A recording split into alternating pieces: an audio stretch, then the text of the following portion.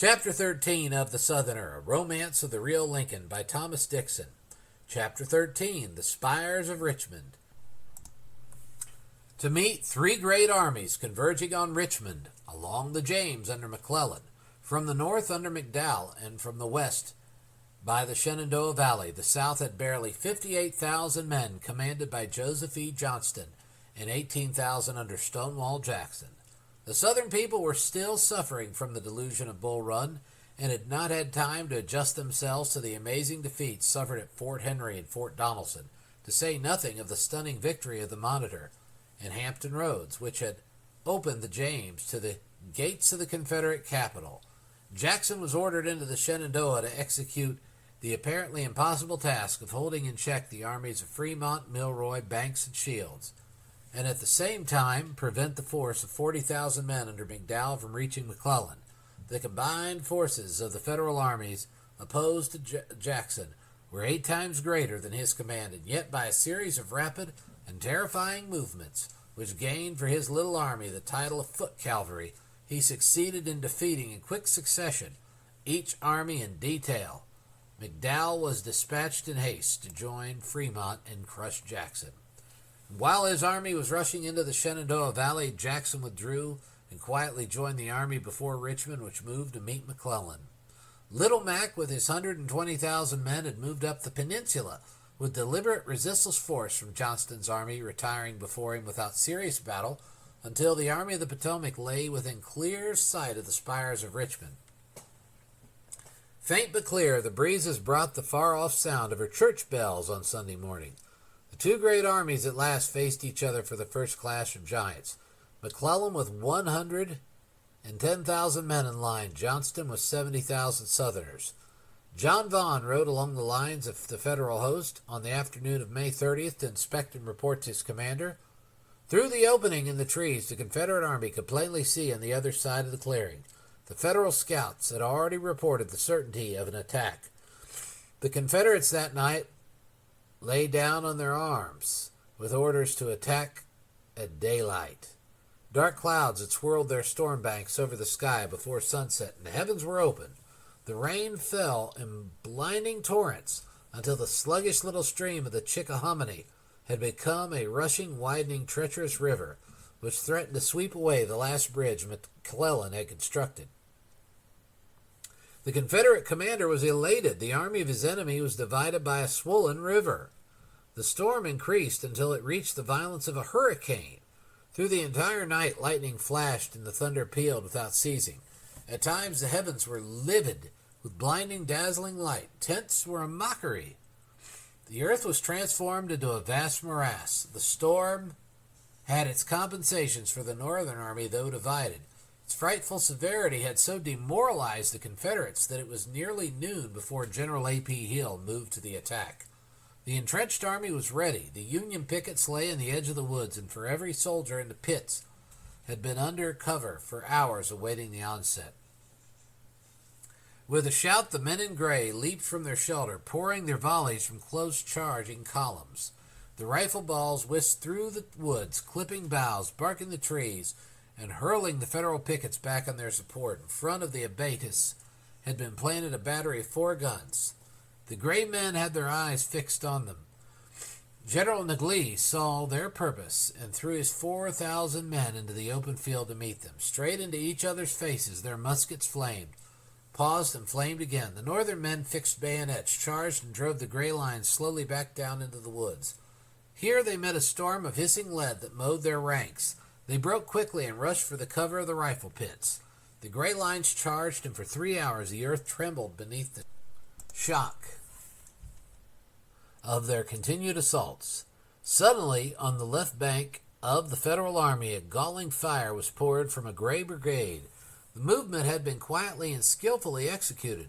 At the same moment, General Rhodes' brigade rushed on their front with resistless force. The officers tried to spike their guns and save them, but were shot down in their tracks to a man. Their guns were lost, and in a moment the men in gray had wheeled them around and were pouring a terrible fire on the retreating lines. The Confederates now charged the Federal center, and for an hour and a half the fierce conflict raged, charged and countercharged by men of equal courage led by dauntless officers. The Union right wing had already been crumpled in hopeless confusion. The center had yielded. The left wing alone was holding its own. It looked as if the whole Union army on the south side of the Chickahominy would be wiped out. At Seven Pines, Heintzelman had made a stubborn stand. General Keyes saw a hill between the lines of battle, which must save the day if he could reach it in time.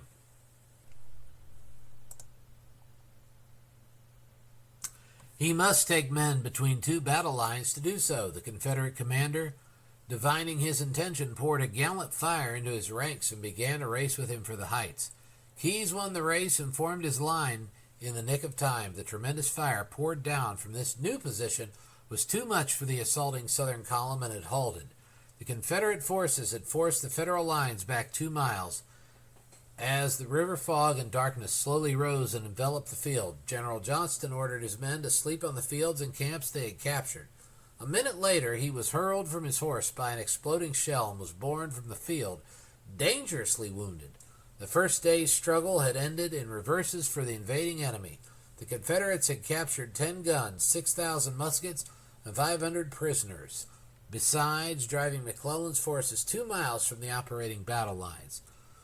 Between the two smoke-grimed, desperate armies locked thus in close embrace, there could be no truce for burying the fallen or rescuing the wounded. Over the rain-soaked fields and woods for 2 miles behind the Confederate front lay the dead, dying, wounded. The blue side by side with their foes in gray. Dim fog-ringed lanterns flickered feebly here and there like wounded fireflies over the dark piles on the ground.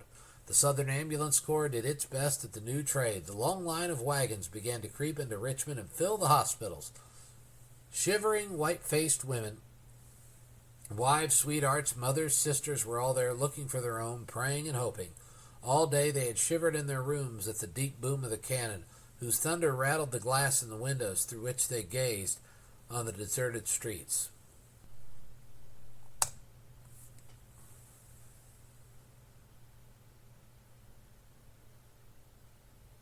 It was the first lesson in real war.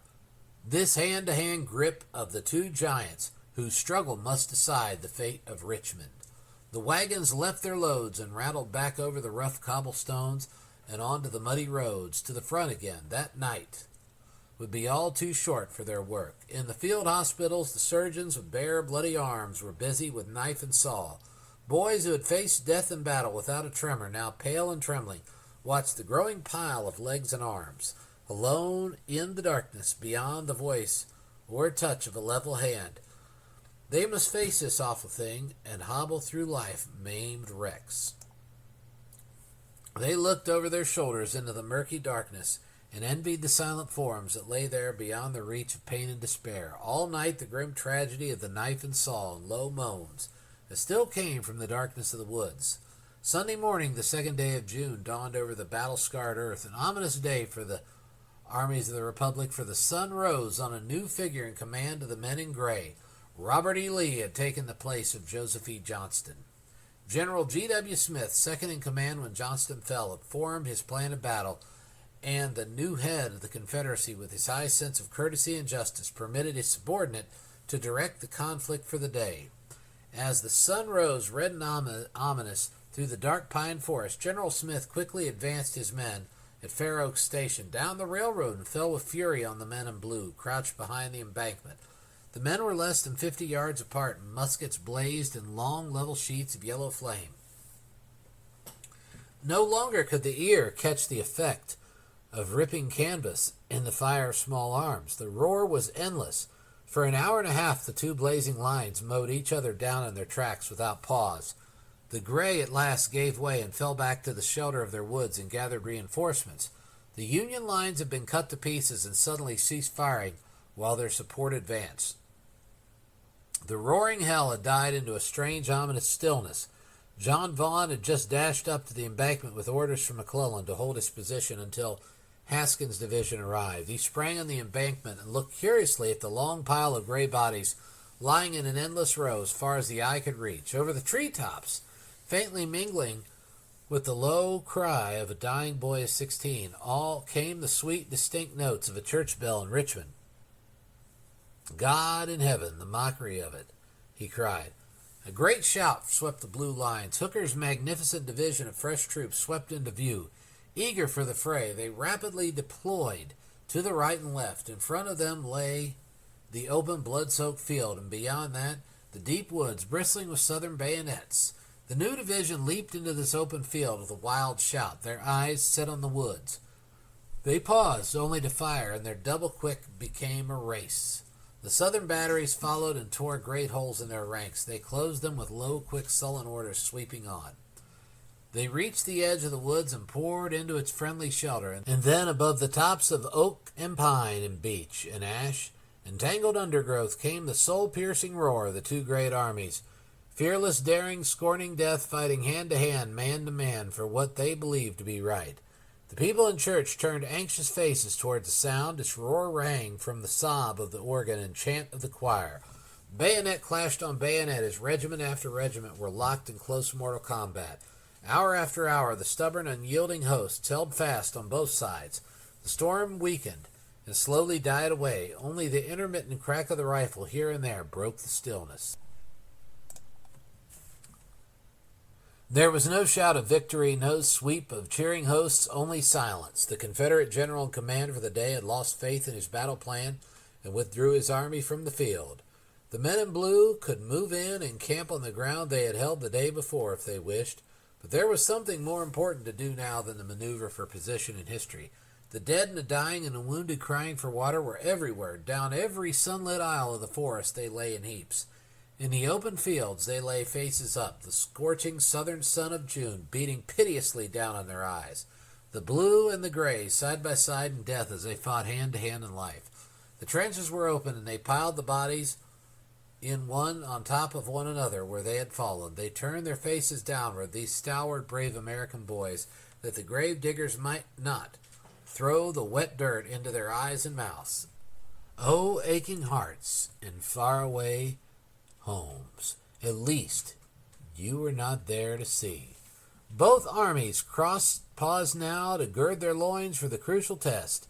General Lee was in the saddle gathering every available man in his ranks for the opening assault on McClellan's host. Jackson was in the Shenandoah Valley holding 3 armies at bay, defeating them in detail and paralyzing the efficiency of McDowell's 40,000 men at Fredericksburg by the daring uncertainty of his movements. The first act of Lee was characteristic of his genius. Wishing to know the exact position of McClellan's forces and with further purpose of striking terror into his antagonist's mind for the safety of his line of command, he conceived the daring feat of sending a picketed body of cavalry under the gallant Jeb Stuart completely around the Northern army of 105,000 men. On June 12th, Stuart, with 1,200 troopers, fighting, singing, daredevil riders to a man, slipped from Lee's lines and started towards Fredericksburg. The first night, he bivouacked in the solemn pines of Hanover. At the first streak of dawn, the men swung into their saddles in silence. Turning suddenly to the east, he surprised and captured the Federal pickets without a shot. In 5 minutes, he confronted a squadron of Union cavalry. With piercing rebel yell, his troopers charged and scattered their foes. Sweeping on with a swift, untiring dash, they struck the York River Railroad, which supplied McClellan's army, surprised and captured the company of infantry which guarded Tunstall Station, cut the wires and attacked a train passing with troops. Riding without pause through the moonlit night, they reached the Chickahominy at daybreak. The stream was out of its banks and could not be forded. They built a bridge, crossed over at dawn, and the following day leaped from their saddles before Lee's headquarters and reported. A thrill of admiration and dismay swept the ranks of the Northern Army and started in Washington. A wave of bitter criticism against McClellan. No word of reply reached the world from little Napoleon. He was busy digging trenches, felling trees, and pushing his big guns forward and always behind impregnable works. He was a born engineer, and his soul was set on training his great siege guns in the Confederate capital. On the 25th of June, his advance guard had pressed within 5 miles of the apparently doomed city. His breastwork bristled from every point of advantage. His army was still divided by the Chickahominy River, but he had so thoroughly bridged its treacherous waters he apparently had no fear of the coming results. On June 27th, Stonewall Jackson had slipped from the Shenandoah, baffling two armies converging on him from different directions, and with a single tiger leap had landed his indomitable little army by Lee's side. Anticipating his arrival, the Confederate general had hurled Hill's corps through the Union right wing under Porter.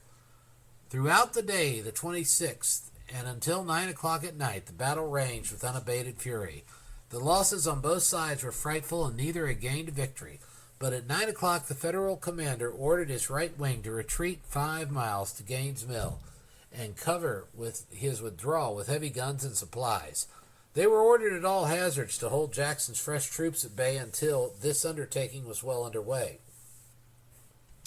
It was a job that called for all of his skill in the case of defeat. It involved the retreat of an army of 100,000 men with their artillery and enormous trains of supplies across the mud-scarred, marshy peninsula. 5,000 wagons, loaded to their utmost capacity, their wheels sinking in the springy earth, had to be guarded and transported. His siege guns so heavy it was impossible to hitch enough horses to move them over the roads in which they sank to the hubs had to be saved. 3,000 cattle were there to be guarded and driven, and it was more than 17 miles to the shelter of his gunboats on the James. During the night, his wagon trains and heavy guns were moved across the Chickahominy towards his new base on the James. The morning of the 27th dawned cool and serene. Under the cover of night, the silent gray army had followed the retiring one in blue. The Southerners lay in the dense woods above Gaines' Mills, dozing and waiting orders. A balloon slowly rose from the Federal lines and hung in the scarlet clouds that circled the sun. The signal was given to the artillery that the enemy lay in the deep woods within range, and a storm of shot, and a shell suddenly burst over the heads of the men in gray, and for a second day carnage had begun. For once Jackson, the swift and mysterious, was late in reaching the scene. It was 2 o'clock when Hill, again unsupported, hurled his men on the Federal lines in a fierce, determined charge. 26 guns of the matchless artillery of McClellan threw a stream of shot and shell in his face. Never were guns handled with deadlier power, and back of them the infantry, thrilled at the magnificent spectacle, poured their hail of hissing lead into the approaching staggering lines. The waves of gray broke and recoiled. A blue pall of impenetrable smoke rode through the trees and clung to the earth. Under the protection of their great guns, the dense lines of blue pushed out into the smoke fog and charged their foe. For 2 hours the combat ranged at close quarters. A division of fresh troops rushed to the northern line, and Lee, observing a movement from his horse on an eminence, ordered a general attack on the entire Union front. It was a life-and-death grapple for the mastery. Jackson's corps was now in action. A desperate charge of Hood's division at last broke the Union lines, and the gray men swarmed over the Federal breastworks. The lines broke and began to roll back towards the banks of the Chickahominy. The retreat threatened to become a rout. The twilight was deepening over the fields when a shout rose from the tangled masses of blue stragglers by the bridge. Dashing through them came the swift, fresh brigades of French and Meagher. General Meagher, rising from his stirrups in his shirt sleeves, swung the bare sword above his head, hurled his troops against the advancing Confederate lines, and held it until darkness saved Porter's division from ruin. McClellan's one hope now was to pull his army out of the deadly swamps in which he had been caught and save it from destruction. He must reach the banks of the James and the shelter of the gunboats before he could stop to breathe. At every step, the charging gray lines crashed his rear guard. Retreating day and night, turning and fighting as a hunted stag, he was struggling only to escape. But there was no panic, no rout, was a splendid tribute to his organizing and commanding powers. His army was an army at last in fact as well as name, a compact and terrible fighting machine. The oncoming Confederate hosts had learned this, to their sorrow again and again in 5 terrible days which followed. On July 1st, McClellan reached the shelter of his gunboats and entrenched himself on the heights of Malvern Hill. On its summit he placed tier after tier of batteries, swung in crescent lines commanding every approach. Surmounting those on the highest point, he planted 7 of his great siege guns. His army surrounded this hill, its left flank resting on the James and covered by his gunboats. It was late in the afternoon before Lee entered a general attack. The Gray Army was floundering in the mud in a vain effort to reach the fleeing army in force. At noon they were still burying the dead on the blood-soaked field of Glendale, where McClellan's gallant rear guard had stood until the last wagon train had safely arrived at Malvern Hill. Ned Vaughan's company had been hurried from the west to the defense of Richmond, and had reached the battlefield on the night of the 30th, too late for the Battle of Glendale, but in time to walk over its scarred soil in the soft moonlight and get the first glimpse of war. He was yet to see a battle. A group of gray schoolboy comrades was burying one of their number beneath a tall pine in the edge of an old field. He joined the circle and watched them. They dug the graves with their bayonets, tenderly wrapped the body in the battle flag of the South, and covered it with their hands.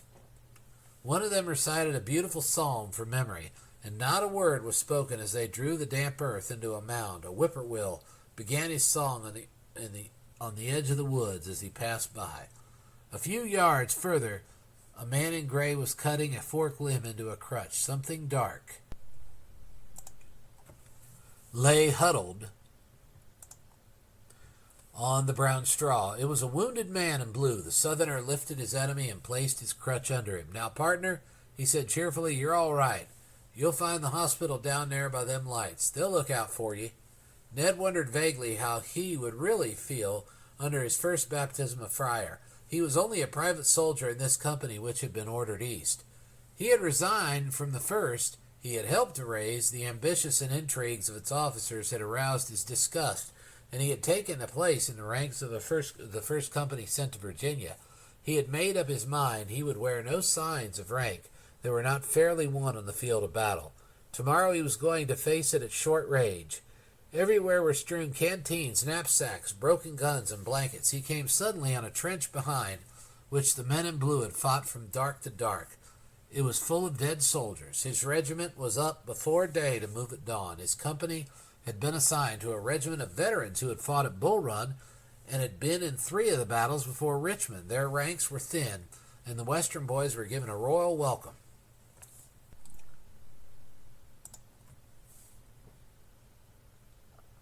The seasoned men were in good humor, the new company serious. Ned was carefully shaving by the flickering light of the campfire. "What the devil are you doing that for?" his Irish messmate asked in amazement. "You want to know the truth, Haggerty?" Ned drawled. "That's what I want. We're going into our first battle, aren't we? Praise God we are. And we may come out a corpse? Yes, I'm going to be a decent one." "Ah, go along with ye, you bloody young spalpeen. You're no more afraid than I am." "Maybe not, Haggerty, but it's a solemn occasion, and I'm going to look my best."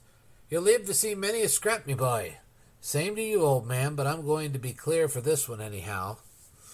The regiment marched towards Malvern Hill at the first streak of dawn. It was slow work. Always the artillery ahead were sticking in the mud, and the halts were interminable. The new company grew more and more nervous. "What's up ahead?" They asked it at every halt the first 3 hours, and then their disgust became more pronounced. "What the hell's the matter?" Ned groaned. "Don't worry, Sonny," an old corporal called. "You'll get there in time to see more than you want." The regiment reached the battle lines at 1 o'clock. The morning hours had been spent in driving the skirmishers and feeling the enemy's positions. Lee had given orders for a general charge on a signal yell from Armistead's brigade. He was now waiting for the arrival of all his available forces before beginning the attack. Late in the afternoon, General D.H. Hill had heard a shout followed by a roar of musketry and immediately ordered his division to charge. No other general seemed to have heard it, and the charge was made without support. It was magnificent, but it was not war. It was sheer butchery. No army could have stood before the galling fire of those massed batteries. Ned's regiment had deployed in a wood on the edge of a wide field at the foot of a hill. Their movement caught the eye of a battery on the heights, which operated with 6 guns squarely on their heads. Their struggling, shattered remnants of a regiment which had been all but annihilated fell back through these woods, stumbling against the waiting men. Ned saw a soldier with a minie ball sticking in the center of his forehead, the blood oozing from the round, clean-cut hole beside the lead. He was walking steadily backward, loading and firing with incredible rapidity. The company halted behind the troops held in reserve, but the man with the ball in his forehead refused to go to the rear. He wouldn't believe that he was seriously hurt. He jokingly asked a comrade to dig the ball out. He did so, and the fellow dropped in his tracks, the blood gushing from the wound in a stream. The uncanny sight had sickened Ned. He looked at his hand, and it was trembling like a leaf. And this division was charging up that awful hill again. Ned saw a private soldier belong to one of his regiments deliberately walk across the field alone and join his comrades as if nothing of importance were going on. And yet the bullets were whistling so thickly that their zip-zip on the ground kept the air filled with flying dirt and tufts of grass, a veritable hail of lead through which a sparrow apparently couldn't fly. The fellow was certainly a fool. No man with a grain of sense would do such a thing alone, maybe with a crowd of cheering men, but only a maniac could do it alone. Ned was sure of that. A shell smashed through the top of the tree, clipped its trunk in two, and down it came with a crash that sent the men scampering. A solid shot came bounding leisurely down the hill and rolled into the woods. The man just in front put out his foot playfully to stop it, and it broke his leg.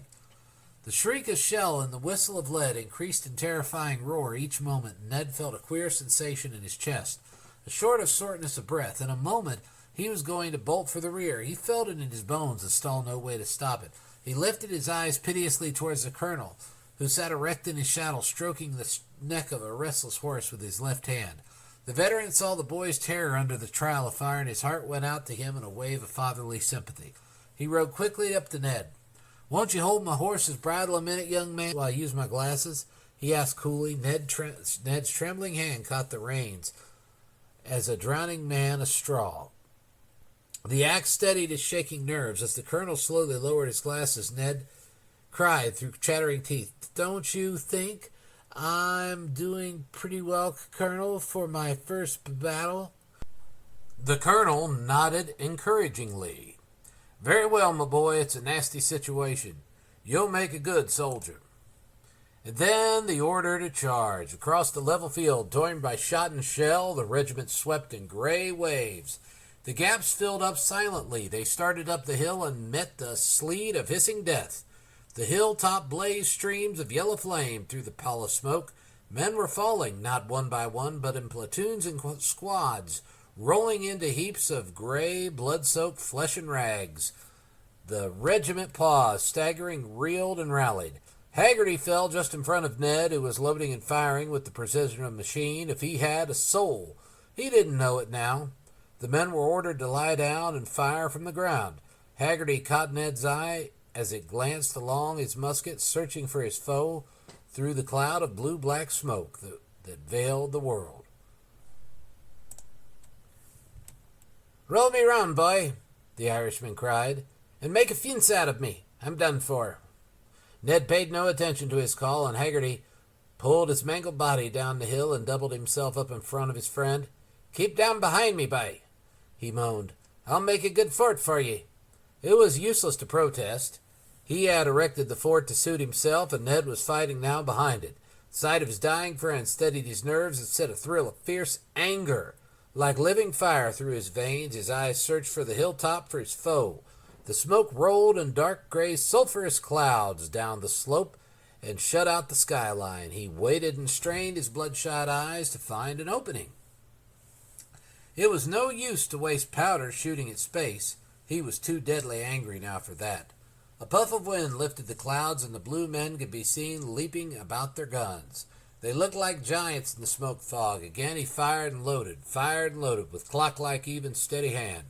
It was tiresome, this ramming an old-fashioned muzzle-loading musket lying flat on the ground, but with each round he was becoming more and more expert in handling the gun. His mouth was black with powder from tearing the paper ends of the cartridges. The sulphurous taste of the powder was in his mouth. From the center of the field rose the awful Confederate yell again. A regiment of Georgians, led by Gordon, were charging, waiting again for the smoke to clear in front. Ned could see the gray waves spread out and caught the sharp word of command as the daring young officers threw their naked swords toward the sky, crying, "Forward!" And then they met the storm from grim black lips. On the hill crest came the answer to their yell. 340 mighty guns were singing an oratio of death and hell in chorus now from those heights. Half the men seemed to fall at a single crash, and still the line closed up and rushed steadily on, firing and loading, running and staggering, then rallying and pressing on again. On the right, 10,000 men under Hill slipped out into line as if on a dress parade, long lines of handsome boyish Southerners. The big guns above saw and found them with terrible accuracy. A wide lane of death was suddenly torn through them before they moved. They closed like clockwork, and with a cheer swept forward to the support of the men who were dying on the blood-soaked slope. Ned's heart was thumping low. He felt it coming, that sharp, low order from the colonel, before the words rang from his lips. His hour had come for the test. Coward or hero, it had to be now. It was funny he had ceased to worry. He had entered a new world, and this choking, blinding smoke, the steady thunder of guns, the long sheets of orange fire that flashed and blazed in 3 rings from the hill, the ripping canvas of musketry fire and volleys, the dull boom of the great guns on the boats below, were simply a part of the routine of new life. He lived a generation since dawn. The years that had gone before seemed like a dream. The one real thing was Betty's laughing eyes. They were looking at him now from behind the flaming hill. He must pass those guns to reach her. Not a doubt had yet entered his soul that he would do it. Men were falling around him like leaves in autumn, but this had to be. He saw the end, no matter how fierce the battle. McClellan was only fighting to save his army from annihilation. Lee was destroying him. The order came at last. The colonel walked along in front of his men with bared head. Now, boys, that battery is on the first crest. We've half their men. Charge and take those guns.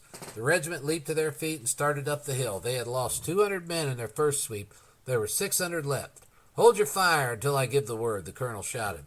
Smoke was hanging low, and they made 200 yards before the blue lines saw them through the haze. The hill blazed and hissed in their faces. The massed infantry behind the guns found their marks. Men dropped right and left, sank in gray heaps, or fell forward on their faces. Some were knocked backwards down the slope. Yet, without a pause, they climbed. 300 yards more, and they would be on the guns, and then a sheet of blinding flame from every black-mouthed gun in line, double-shotted with grape and canister. The regiment was literally knocked to its knees. The men paused as if dazed by the shock. The sharp words of cheer and command from their officers, and they rallied.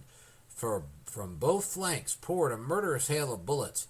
Guns to the right, left, and front, all screaming, roaring, hissing at their call of blood. The colonel saw the charge was hopeless and ordered his men to fire and fall back fighting. The gray line began to melt into the smoke mists down the hill and disappeared, all save Ned Vaughn. His eyes were fixed on that battery when the order to fire was given. Fired and charged with fixed bayonet alone. He never paused to see how many men were with him.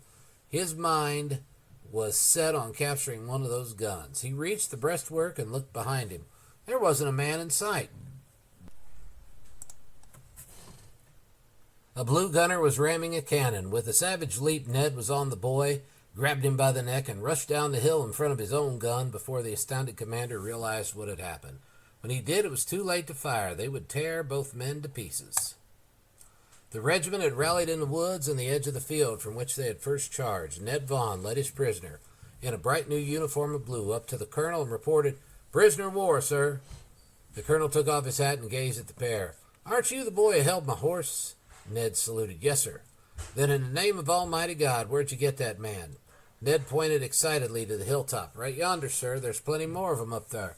The colonel scratched his head, looked Ned over from head to heel, and broke into a laugh. "Well, I'll be damned," he said at last. "Take him to the rear and report to me tonight. I want to see you."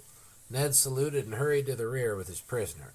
The sun was slowly sinking in a sea of blood. The red faded to purple, and the purple to gray to the shadows of night, and still the guns were thundering from the heights. It was 9 o'clock before they were silent, and Lee's torn and mangled army lay among their dead and wounded to await the dawn and renew the fight.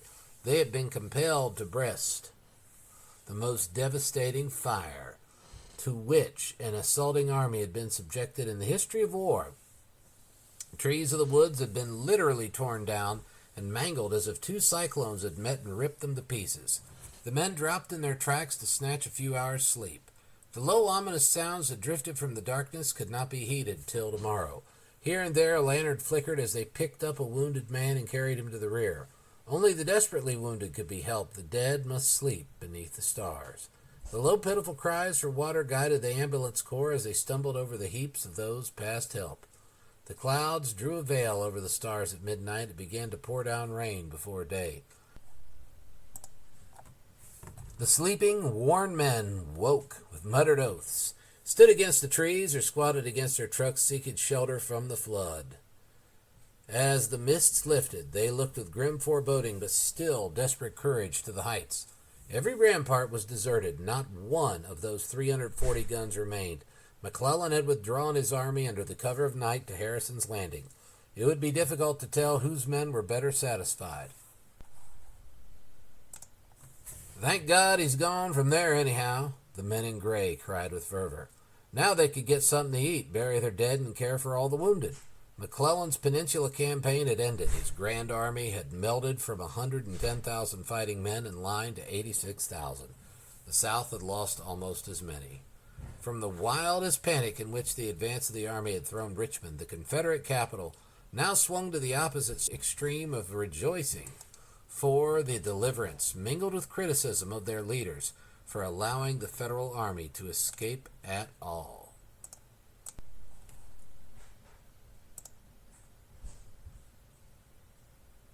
The gloom in Washington was profound. An excited general rushed to the White House at 2 o'clock in the morning, roused the president from his bed, and pleaded for the immediate dispatch of a fleet of transports to Harrison's Landing as the only possible way to save the army from annihilation. The president soothed his fears and sent him home. He was not the man to be thrown into a panic, yet the incredible thing had happened. His army of more than 200,000 men under able generals had been hurled back from the gates of Richmond in hopeless, bewildering defeat, and he must begin all over again. One big, ominous fact loomed in tragic menace from the smoke and flame of the campaign. The South had developed two leaders of matchless military genius, Robert E. Lee and Stonewall Jackson. It was a fact the president must face, and that without fear or favor to any living man in his own army. He left Washington for the front at once. He must see with his own eyes the condition of the army. He must see McClellan. The demand for his removal was loud and bitter, and the fiercest of all who asked for his head was the iron-willed Secretary of War, Edwin M. Stanton, his former champion. End of Chapter 13. Chapter 14 of The Southerner, A Romance of the Real Lincoln by Thomas Dixon. Chapter 14, The Retreat. John Vaughn had become one of his general's trusted aides. His services during the month's terrific struggle had proven invaluable. The commander was quick to discern that he was a man of culture and possessed a mind of unusual power. More than once the general had called him to his headquarters to pour into his ears his own grievances against the authorities in Washington. Naturally, his mind had been embittered against the man in the White House. The magnetic personality of McClellan had appealed to his imagination from their first meeting. The general was particularly bitter on the morning the president was expected. His indignation at last broke faith in impassioned words to his sympathetic listener. The tragic consequence of the impression made in that talk neither man could dream at the moment. Pacing the floor with the tread of a caged lion, McClellan suddenly paused, and his fine blue eyes flashed. "I tell you, Vaughn, the wretches have done their worst. They can't do much more." He stopped suddenly and drew from his pocket the copy of a dispatch he had sent to the War Office. He read it carefully and looked up with flashing eyes.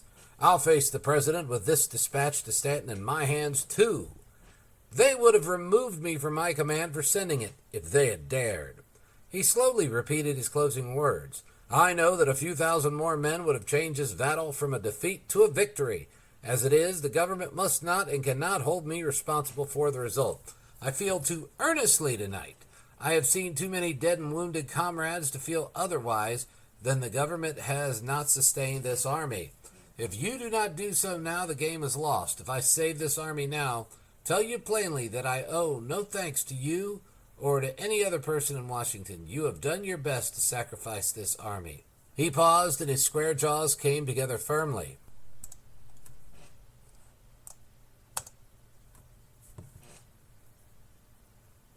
"And if that be treason, they can make the most of it." "I'm curious to know how he meets you today," John said with a smile. An orderly announced the arrival of the president, and the commanding general promptly boarded his steamer. In 10 minutes, the two men were facing each other in the stateroom assigned the chief magistrate. Lincoln's tall, rugged figure met the compact general with an easy, generous attitude of a father ready to have it out with a wayward boy. His smile was friendly, and the grip of the big hand cordial. "General, I am satisfied, sir, that you, your officers, and men have done the best you could. All accounts say that better fighting was never done. 10,000 thanks in the name of the people for it."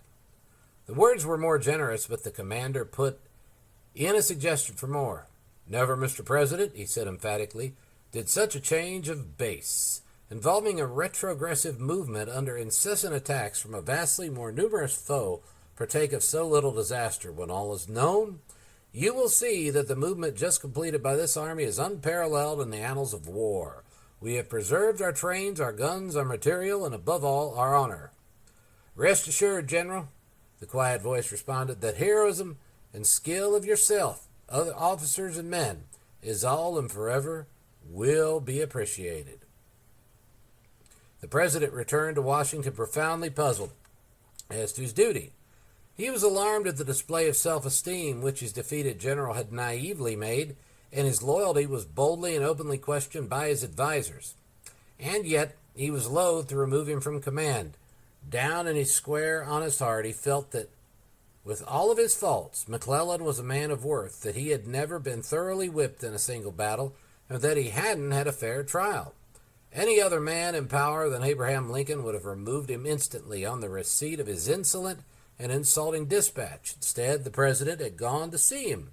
With an open mind, he returned determined to strengthen his military council by the addition of an expert in Washington as his commander-in-chief. He called to the post Henry W. Halleck. Although McClellan had waved the crown of such power aside with lofty words of unselfish patriotism, he received the announcement of Halleck's promotion and his subordination with sullen rage. "In this thing," he wrote his wife, "the president and those around him have acted so as to make the matter as offensive as possible to me." And yet, against every demand that McClellan should be removed from his command, the president was obdurate. Again and again his friends urged, "McClellan is playing for the presidency." The tall man merely nodded. "All right, let him. I'm perfectly willing that he should have it if he would only put an end to this war." But the president refused to remove him from command. Halleck and Stanton managed quickly to strip him of half his army by detaching and sending it to join the new army of General Pope. McClellan, with the remainder of his men, had been sent by transport back to Alexandria. General John Pope was summoned from the west to take command of his new Army of Virginia, composed of the divisions of Fremont, Banks, and McDowell, and the detached portion of McClellan's men. All eyes were now centered on the new commander. The West had only seen success: Fort Henry, Fort Donelson, Pea Ridge, Shiloh, and Island No. 10.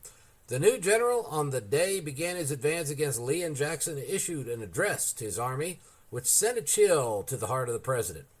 "I have come to you from the West," he proclaimed, "where we have always seen the backs of our enemies, from an army whose business has been to seek the adversary and beat him when he's found. I desire you to dismiss from your mind certain phrases which I am sorry to find much in vogue among you. I hear constantly of lines of retreat and base of supplies.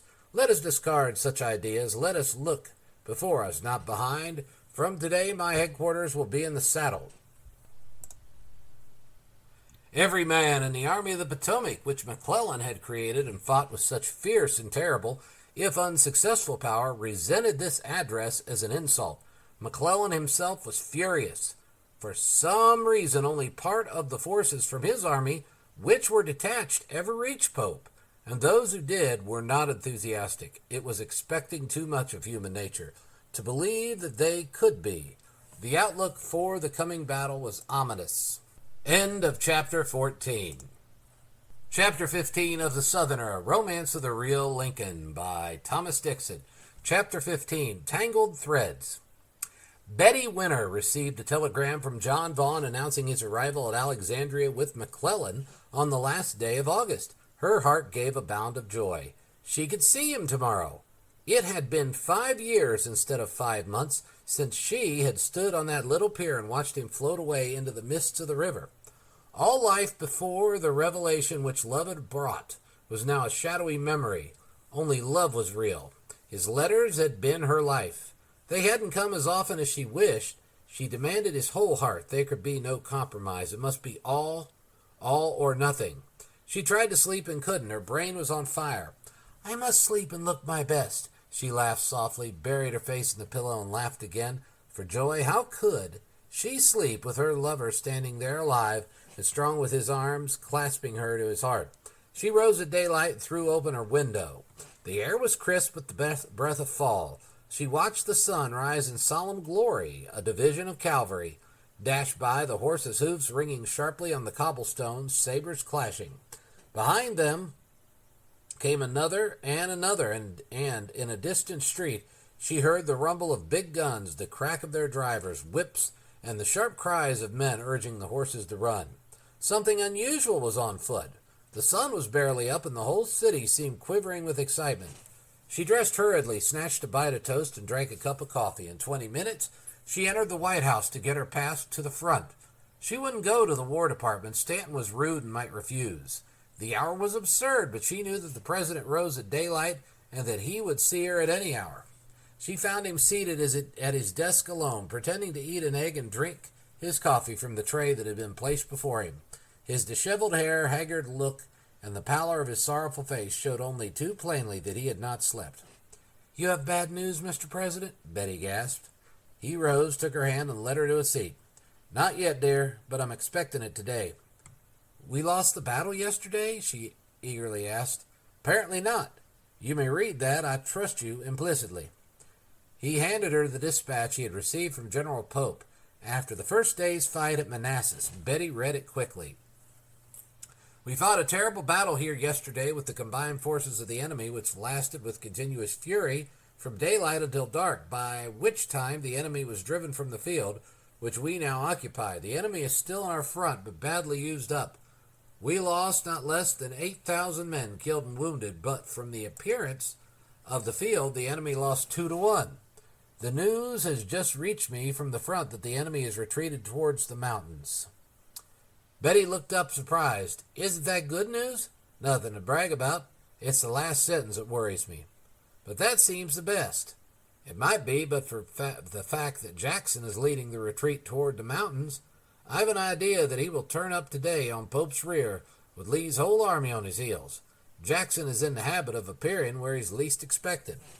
He paused, paced the floor a moment in silence, and threw his long arms suddenly upward in a hopeless gesture. If God would give me such a man to lead our armies. Is General McClellan at Alexandria today? Betty suddenly asked. I'm wondering myself. He should be on that field with every soldier under his command. I've come to ask you for a pass to Alexandria. Then my worst fears are confirmed, he broke in excitedly. Your sweetheart's on McClellan's staff. His men will never reach the field in time. He dropped into a chair, hurriedly wrote the pass, and handed it to Betty. God bless you, child. See me when you get back and tell me all you learn of McClellan and his men today. The very worst is suspected. You mean that this delay and deliberate trifling with the most urgent and positive orders is little short of treason. Unless his men reach Pope today and fight, the capital may be threatened tomorrow. Surely, Betty protested. It's just as I tell you, child, but I'll hope for the best. Be my eyes and ears for me today, and you may help me. The agony of his face and the deep note of tragedy in his voice had taken the joy out of her heart. She threw the feeling off with an effort. What has it all to do with my love? She cried with a toss of her pretty head as she sprang into the saddle for the gallop to Alexandria. The cool, bracing air on this first day of September 1862 was like wine. The dew was yet heavy on the tall grass by the roadside, and a song was singing in her heart that made all other music dumb. John had dismounted and was standing beside the road, the horse's bridle hanging on his arm, in the very position he had stood and looked into her soul that day. She leaped to the ground without waiting for his help and sprang into his arms. I like you even better with that bronze look. You're handsomer than ever, she sighed at last. His answer was another kiss, to which he added, No amount of sunburn could make you any prettier, dear. You've been perfect from the first. Your general is here? Betty asked. Yes. And you can give me the whole day? Every hour. The general's my friend. The moment was too sweet to allow any shadow to cloud it. The girl yielded to its spell without reserve. They mounted and rode side by side over the hills, and the man poured into her ears the unspoken things he'd felt and longed to say in the lonely nights of camp and field. The girl confessed to the pain and longing of her waiting. They mounted the crest of a hill, and the breeze from the southwest brought the sullen boom of cannon. Instinctively they drew rein. "The battle has begun again," John said casually. "Stirs your blood, doesn't it?" she whispered. A frown darkened his brow. "Not today." The girl looked with quick surprise. "You don't mean it." "Certainly. Why get excited when you know the end before it begins?" "You know it?" "Yes." "Victory?" He laughed cynically. "Victory for a pompous braggart who could write that address to an army, reflecting on the men who fought Lee and Jackson before Richmond with such desperate courage?" "You are sure of defeat?" "Absolutely." Betty looked at him with a flush of angry excitement. "General McClellan is counting on Pope's defeat today." "Yes." "Then it's true that he's not really trying to help him. Why should he wish to sacrifice his brave men under the leadership of a fool?" "He is, in fact, defying the orders of the president, isn't he?" "You might say that if you strain a point," John admitted. Again the long roar of guns boomed on the western horizon, louder and clearer. The dull echoes became continuous now, and the quickening breeze brought the faint din from the vast field of death, whose blazing smoke covered lines stretched over 7 miles. Boom, boom, boom, boom, boom. Again they drew rein and listened. John's brow wrinkled and his right ear was thrown slightly forward. "Those are our big guns," he said with a smile. "The Confederate artillery can't compare with ours. Their infantry is a terror. Stark, dead-game fighters. Boom, boom, boom, boom, boom." "How do you know those are our guns?" Betty asked with a shiver. "The rebels have none so large. They'll have some tonight." Again an angry flush mounted her cheeks. "You wish them to be captured?" "It will be a wholesome lesson." Betty leaned closer and grabbed his hand with trembling eagerness. "Oh, John, John, dear, this is madness. General McClellan has been accused of treason already. This surely is the basest betrayal of his country." The man shook his head stubbornly. "No, it's the highest patriotism. My commander is brave enough to dare the authorities at Washington for the good of his country. The sooner this farce under Pope ends, the better. No man of second-rate ability can win against the greatest generals of the South."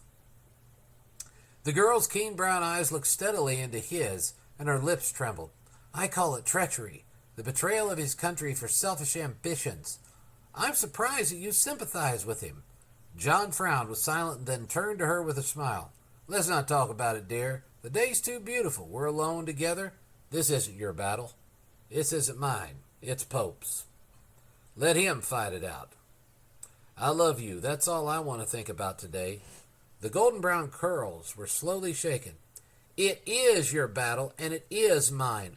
Oh, John, dear, I'm heartsick over it. The president's anguish clouded the morning for me, but the thought of you made me forget. Now I'm scared. You've surprised and shocked me." "Nonsense, dear," he pleaded. She looked at him with quick, eager yearning. "You love me?" she asked. "Can you doubt it?" "With every beat of your heart?" "Yes." "Will you do something for me?" she begged. "What is it?"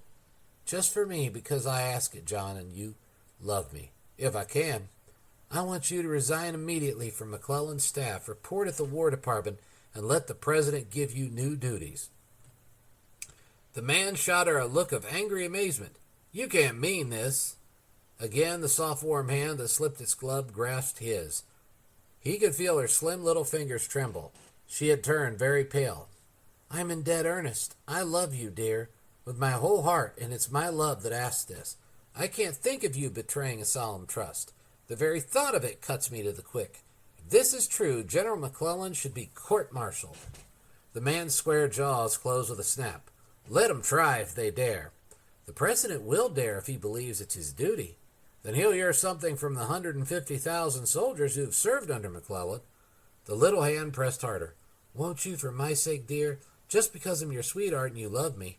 The stalwart figure suddenly stiffened. "And you could respect a man who would do a thing like that?" "For my sake, yes."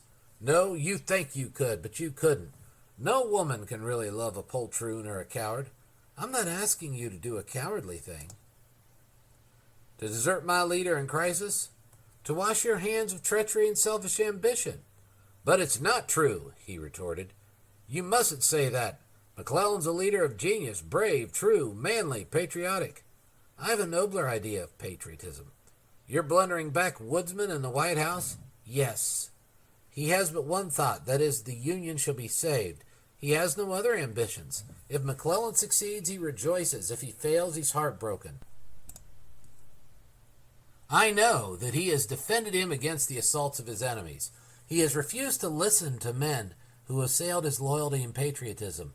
This generous faith in your chief is betraying today. That you defend him is horrible. Oh, John, dear, I can't. I won't let you stay. You must break your connection with this conspiracy of vain ambition. The country is now calling for every true, unselfish man. Please. He lifted his hand in firm protest. And for that very reason, I stand firmly by the man I believe destined to save my country. You won't change commanders because I ask it? He was silent for a moment, and a smile played about the corners of his lips. Would you change because I asked it? Yes. Then come over from Lincoln to McClellan, he laughed, and join your group of conspirators? Never. Not if I ask it, because I love you. Her brown eyes sparkled with anger. You'll not find this a joke. That's why I treat it seriously, my dear, was the firm reply. If I could throw up my position in this war on the sudden impulse of a sweetheart, I'd be ashamed to look a man in the face, and you would despise me. If your commander succeeds today in bringing disaster to our army, I'll despise you for aiding him.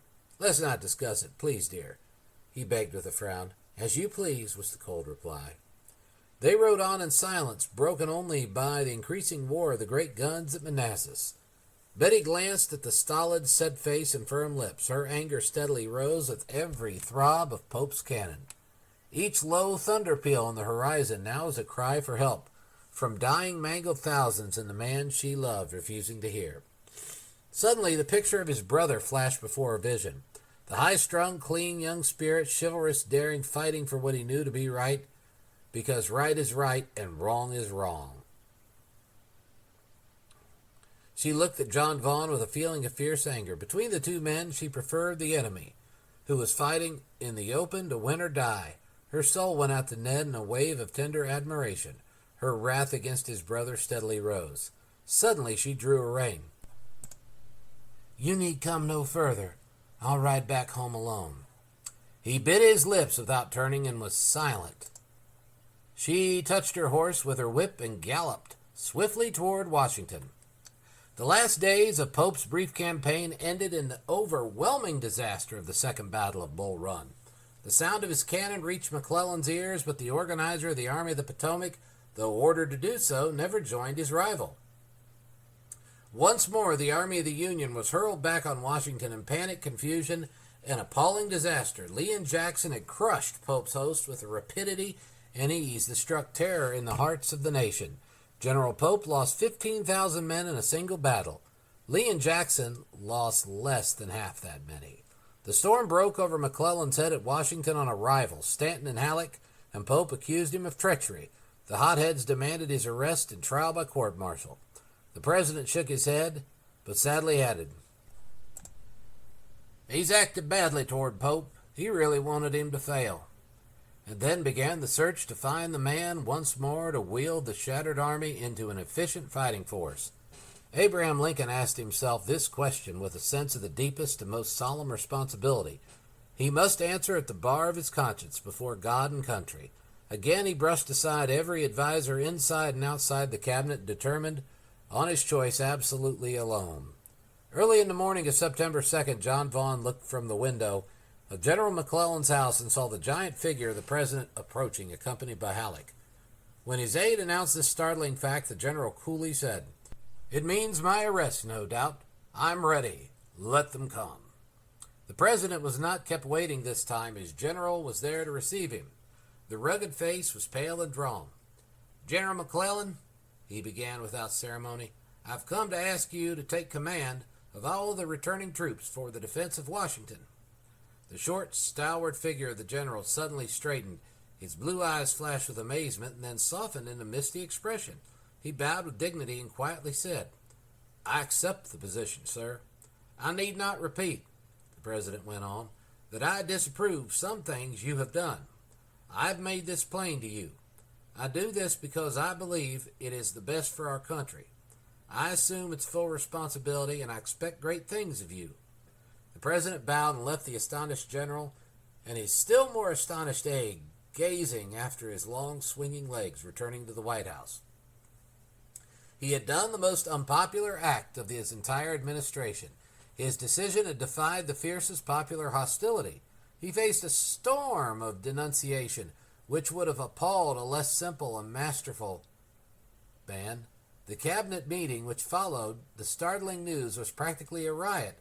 He listened to all his excited ministers had to say with patience.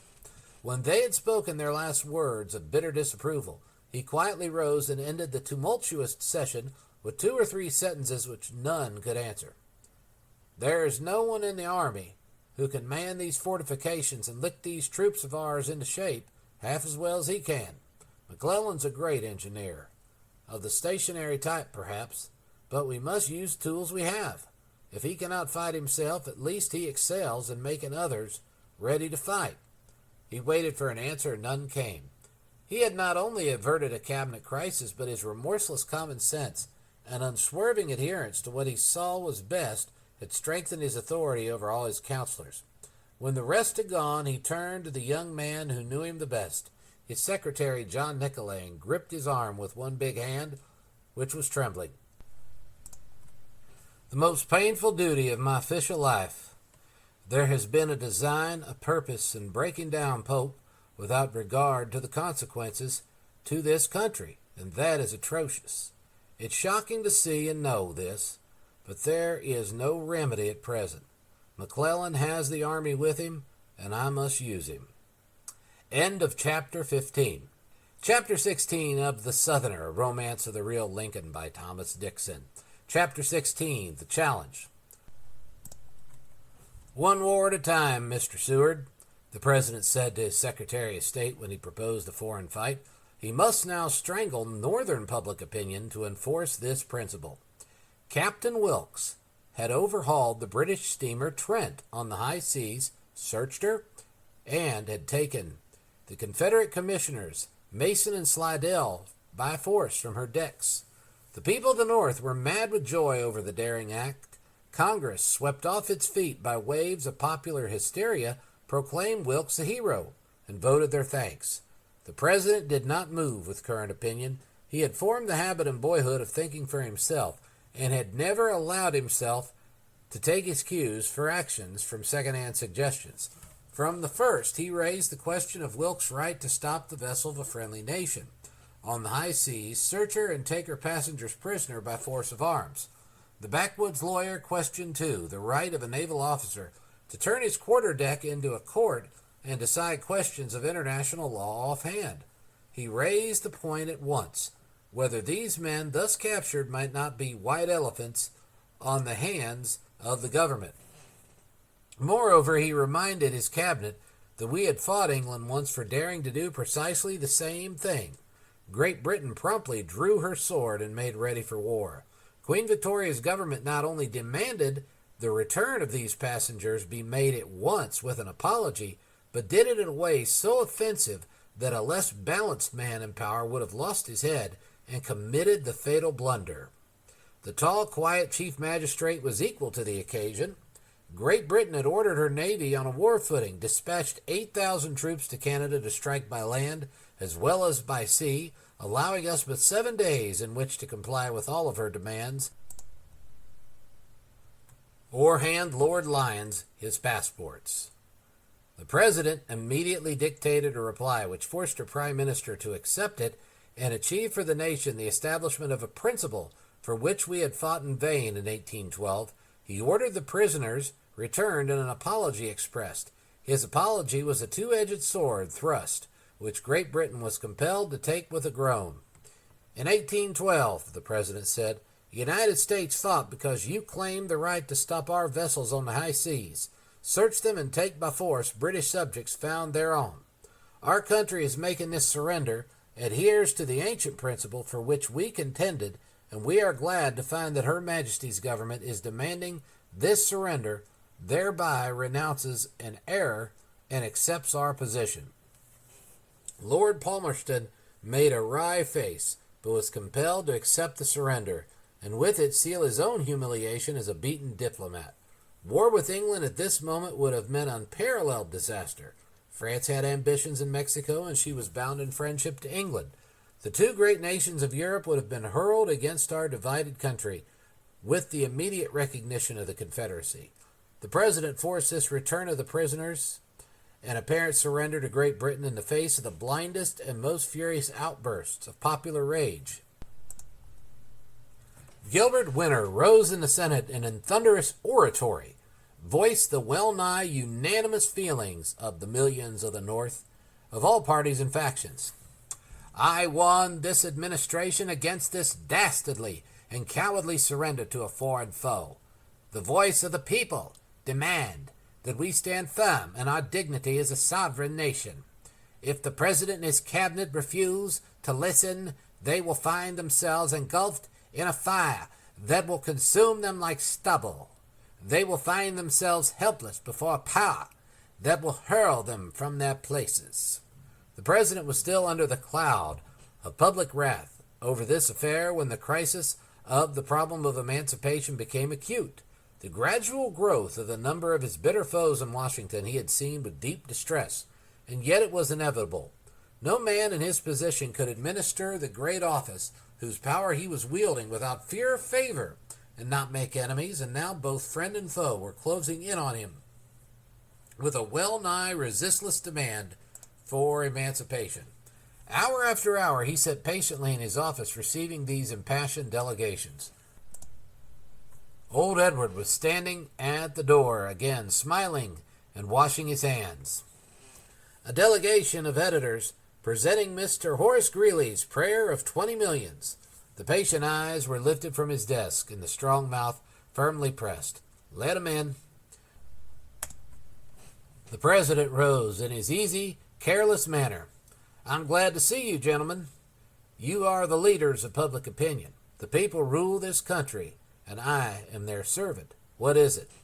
The chairman of the committee stepped forward and gravely handed him an engrossed copy of Greeley's famous editorial, The Prayer of 20 Million, demanding the immediate issue of a proclamation of emancipation. The chairman bowed and spoke in earnest tones. As the representative of millions of readers, we present this prayer with our endorsement and the request that you act. In particular, we call your attention to these paragraphs. A great portion of those who brought about your election and all of those who desire the unqualified suppression of the rebellion are sorely disappointed, pained, and surprised by the policy you seem to be pursuing with regards to the slaves of the rebels. I write to set before you succinctly and unmistakably what we require, what we have the right to expect, and of what we complain.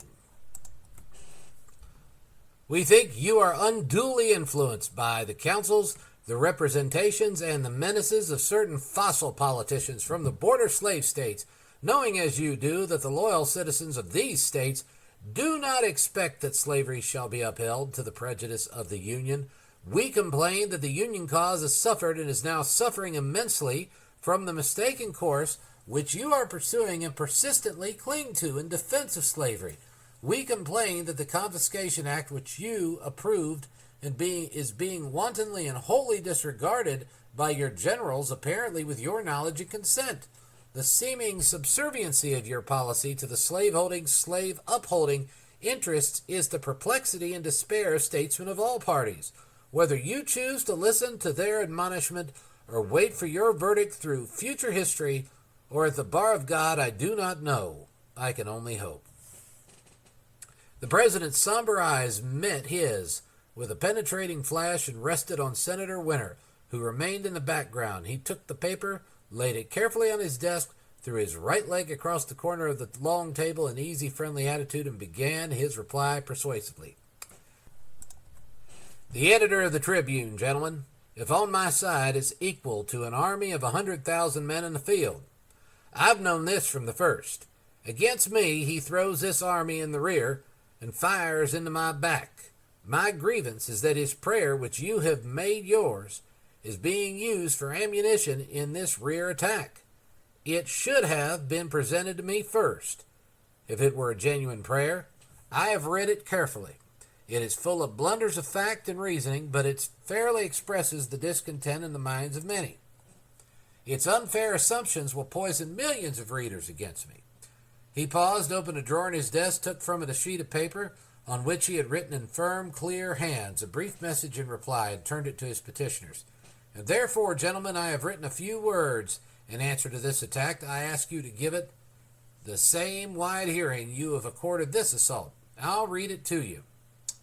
Dear sirs, I have just read yours of the 19th instant address to myself through the New York Tribune. If there be in any statements or assumptions a fact which I know to be erroneous, I do not now and here controvert them.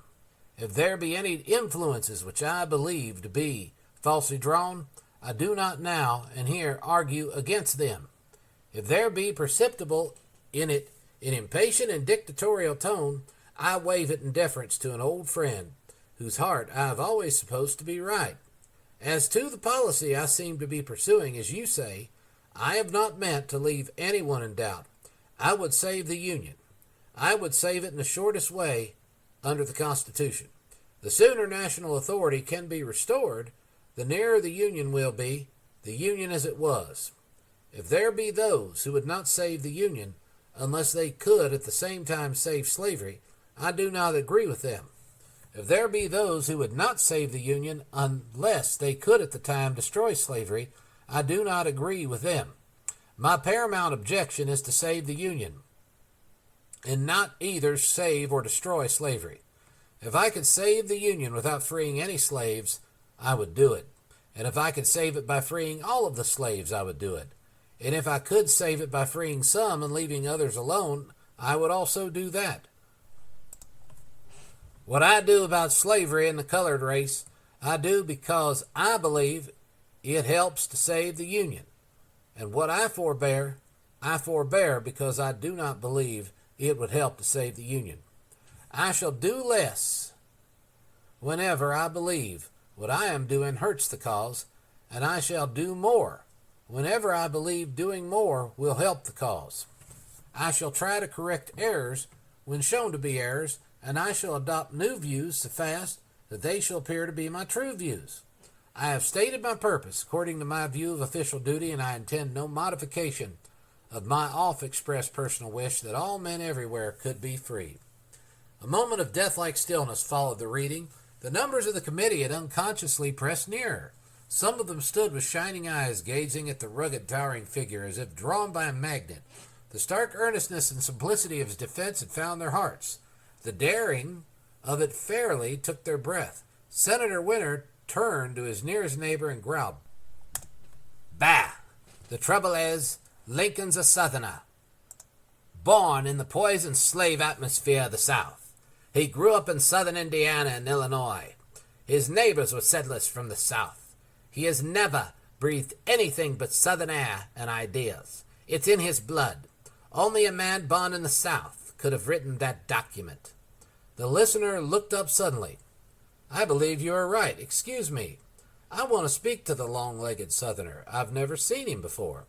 To the astonishment of the senator, the editor pushed his way into the group who were shaking hands with the president. He paused in interest, extended his hand, and felt the rugged fingers close on it with a hearty grip. Before he realized it, he was saying something astounding, something the furthest possible remove from his thoughts on entering the room. "I want to thank you, sir, for that document. The heart of an unselfish patriot speaks through every word. I came here to criticize and find fault. I'm going home to stand by you through thick and thin. You've given us a glimpse inside." Both big hands were now clasping his,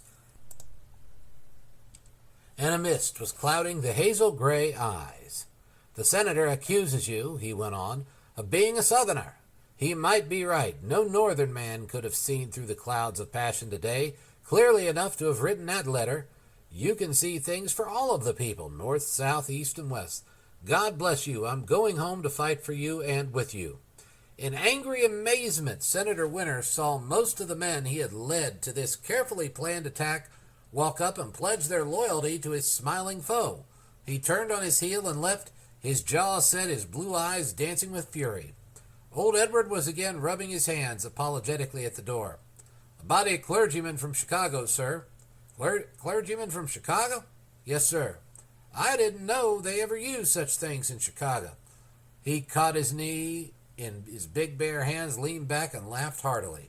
The doorman looked straight ahead and managed to keep his solemn countenance under control. "All right, let him in, Edward." The reverend gentleman solemnly filed into the executive office.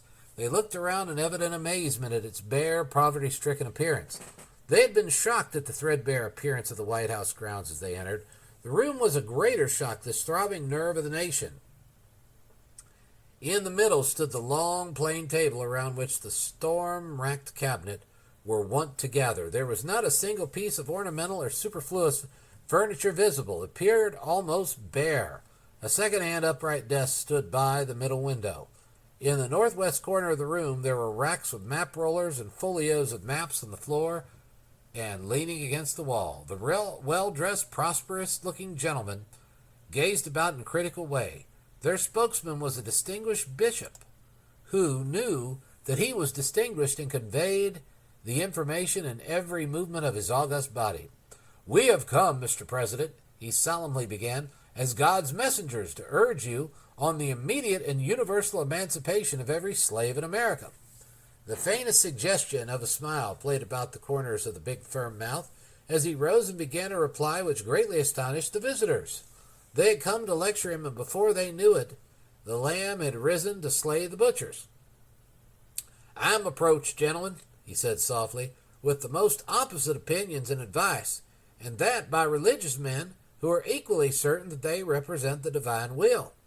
I am sure that either one or the other class is mistaken in that belief, and perhaps in some respects both. I hope it will not be irreverent for me to say that if it is probable that God would reveal his will to others on a point so connected with my duty, it might be supposed he would reveal it directly to me." He paused just an instant, and his bushy eyebrows were raised in a trifle, as if in a search of one's friendly face, in which sense of humor was not dead. He met it with frozen silence and calmly continued, "Unless I am more deceived in myself than I often am, it is my earnest desire to know the will of Providence in this matter, and if I can learn what it is, I will do it. These are not, however, the days of miracles, and I suppose it will be granted that I am not to expect a direct revelation. I must study the plain physical facts of the case, ascertain what is possible, and learn what appears to be wise and right.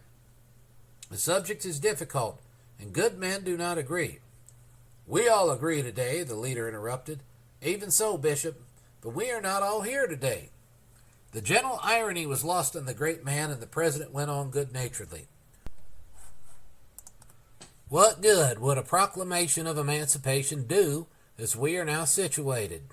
Shall I issue a document that the whole world will see must be of no more effect than the Pope's bull against the comet?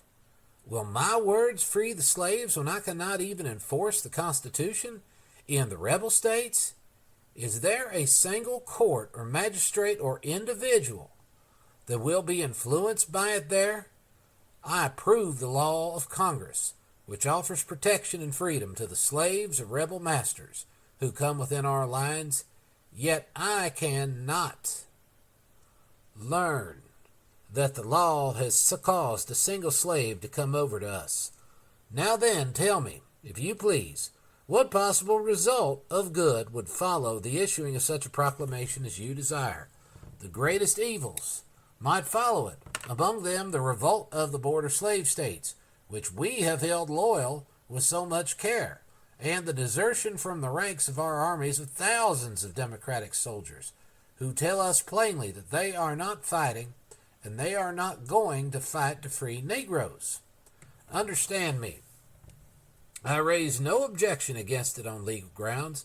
As Commander-in-Chief of the Army and Navy in time of war, I suppose I have a right to take any measure which may best subdue the enemy, nor do I urge objections of a moral nature in view of the possible consequences of servile insurrection and massacre in the South. I view this matter now as a practical war measure.